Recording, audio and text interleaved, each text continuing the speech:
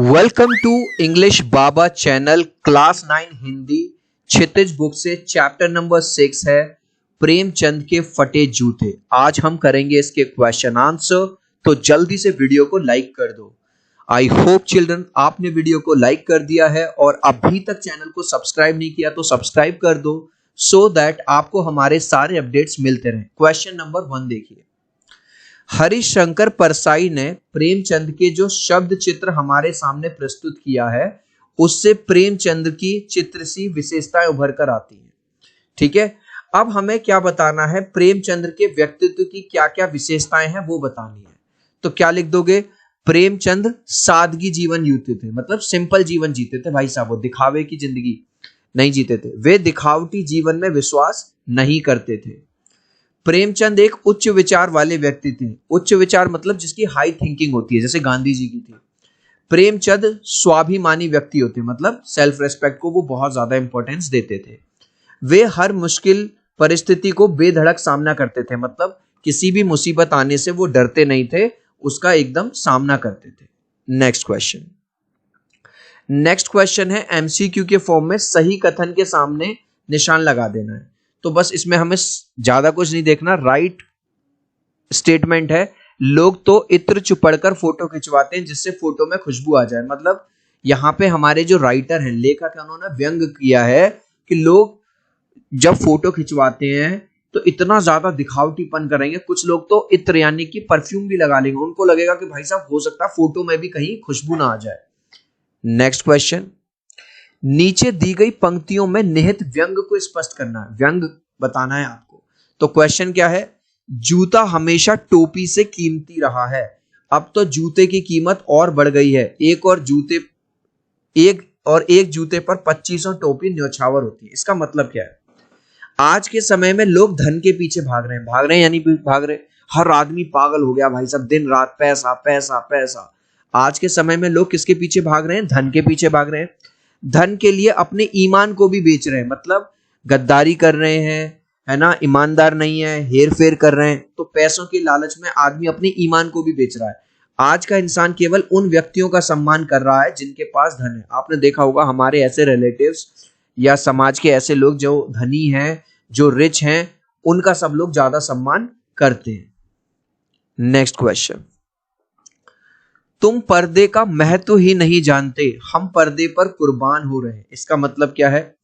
प्रेमचंद किसी भी तरह का दिखावा नहीं करते थे। अभी हमने स्टार्टिंग में पढ़ा ना भाई, जो प्रेमचंद थे वो किसी तरह की शोबाजी दिखावटीपन में विश्वास नहीं करते थे। जैसे वो अंदर थे वैसे ही बाहर थे, मतलब जैसा आदमी कमरे के अंदर है वैसा ही बाहर है ना, वैसा ही दुनिया के सामने। एक तरफ प्रेमचंद को कोई चिंता नहीं थी कि लोग उनके फटे जूतों के बारे में क्या सोचेंगे। अगर आपने ये चैप्टर पढ़ा है तो प्रेमचंद जी अपनी वाइफ के साथ फोटो खिंचवाने भी चले जाते हैं, उनके जूते फटे हुए हैं, फिर भी उनको कोई परवाह नहीं है कि यार लोग मेरे बारे में क्या सोचेंगे कि इसके तो जूते भी फटे हुए हैं। और दूसरी ओर कुछ लोग अपनी कमियों को छुपाने के लिए किस किस तरह की चीजें करते हैं। आपने देखा होगा लोग अपनी कमियों को छुपाने के लिए तरह तरह का मेकअप यूज करते हैं, फिल्टर यूज करते हैं, है ना। नेक्स्ट, जिसे तुम घृणित समझते हो, खराब समझते हो, उसकी तरफ हाथ की नहीं पांव की उंगली से इशारा करते हो। इसका मतलब क्या है?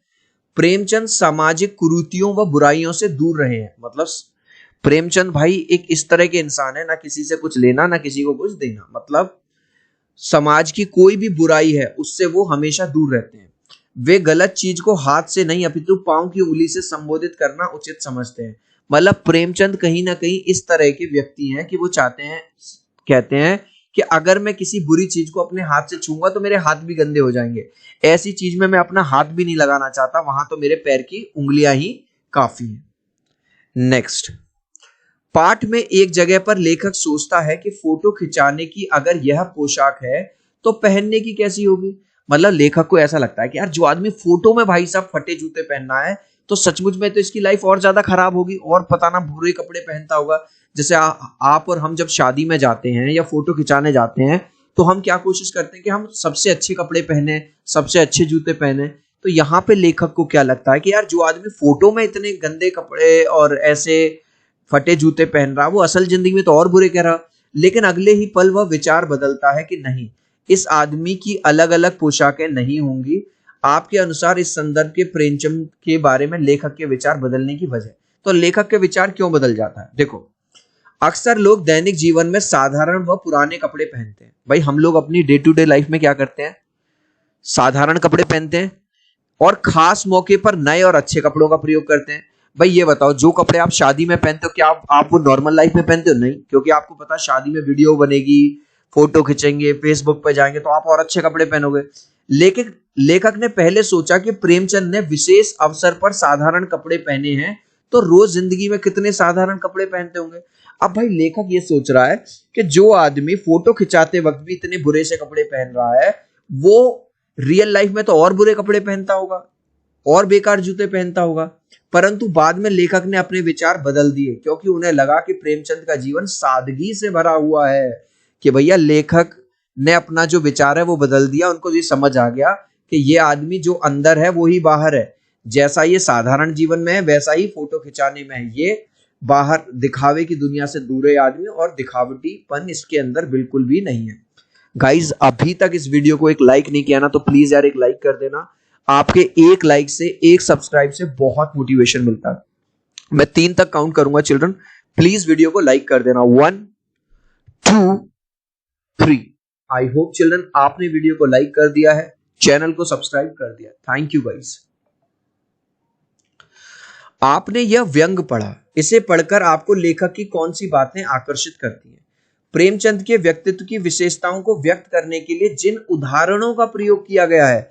अब ऑथर ने यानी लेखक ने क्या किया है, जो अलग अलग तरह के जो उदाहरण दिए हैं वे व्यंग को और भी आकर्षित बनाते हैं। तो हमसे ये क्वेश्चन पूछा गया था, कौन सी चीजें आपको ज्यादा आकर्षित करती हैं? पाठ में टीले शब्द का प्रयोग किन संदर्भों को इंगित करने के लिए किया गया होगा? पाठ में टीले शब्द का प्रयोग सामाजिक बुराइयां, कुरीतियां, भेदभाव, अन्याय, गलत आचरण, अनीति को दर्शाने के लिए किया गया होगा। नेक्स्ट क्वेश्चन, प्रेमचंद के फटे जूते को आधार बनाकर परसाई जी ने यह व्यंग लिखा है। आप भी किसी व्यक्ति के पोशाक को आधार बनाकर एक व्यंग लिखें। अब ये कह रहा है कि आप भी कोई कहानी लिखो, तो इसमें कोई भी कहानी तुम अपने शब्दों में लिख सकते हो। मैंने क्या लिखी है कि हमारे एक दूर के रिश्तेदार हैं जो बहुत अमीर हैं, वो दिल्ली में रहते हैं और वो अक्सर ना अपनी वस्तुओं को लेकर दिखावा करते हैं। देखो हमने आईफोन ले लिया, देखो हमने नए कपड़े ले लिए, ये ले लिए। एक बार वो राजस्थान हमारे गांव आए, उन्होंने हमारे गांव के सादे जीवन को देखा, तो उन्होंने गांव के जो पोशाक यानी कपड़े थे उनको लेकर मजाक उड़ाया। लेकिन अगले ही दिन क्या हुआ, हमारे गांव के बाजार में उनके बच्चों को एक पोशाक यानी कपड़े पसंद आ गए और लेने की जिद करने लगे उनके बच्चे। उनके माता पिता को वो खरीदनी भी पड़ी। तो अब देखो व्यंग कैसे हो गया। एक और उन्होंने जिस चीज का मजाक बनाया, अब उसी पोशाक को खरीदा। मतलब कल तक तो वो कह रहे थे यार क्या गांव के कपड़े कितने गंदे हैं, ये हैं वो हैं, और आज उनके बच्चों को वही चीज पसंद आ गई और उनको वही चीज खरीदनी भी पड़ी। नेक्स्ट क्वेश्चन, आपकी दृष्टि में वेशभूषा के प्रति लोगों की सोच में आज क्या परिवर्तन आया? वेशभूषा मतलब हमारा आउटर अपीयरेंस कैसा है। आज की दुनिया दिखावे के प्रति ज्यादा विश्वास करती है ना, दिखावे में ज्यादा विश्वास है ना। लोग अंदर कुछ भी नहीं होंगे लेकिन बाहर भाई साहब ऐसे दिखाएंगे कि देखो हमारे पास क्या क्या है। लोग आपका सम्मान आपके कपड़ों से करते हैं, देखते हो भाई। अगर हमने अच्छे कपड़े पहने होंगे तो दुनिया हमको पूछती है। आजकल सादगी से जीवन जीने वालों को पिछड़ा समझा जाता है। ऐसा पर्सन जिसने साधारण कपड़े पहने हुए हैं, साधारण जीवन जी रहा है, उसको तो दुनिया पिछड़ा हुआ समझती है। गाइज इस लास्ट क्वेश्चन का आंसर आप मुझे दोगे कमेंट सेक्शन में, देखूंगा कितने बच्चे राइट आंसर देंगे। प्रेमचंद डैश जीवन जीते थे। प्रेमचंद कैसा जीवन जीते थे? सिंपल जीवन जीते थे, मॉडर्न जीवन जीते थे, या फैशनेबल जीवन जीते थे? आप चाहो तो अपने आंसर में ए, बी या सी लिख देना, मैं समझ जाऊंगा। देखूंगा कितने बच्चे राइट आंसर देंगे कमेंट में। सो आई होप मेरा ये छोटा सा वीडियो आपको बहुत पसंद आया होगा। प्लीज वीडियो को लाइक कर देना, चैनल को सब्सक्राइब कर देना। अब हम मिलते हैं अगले वीडियो में। Bye bye.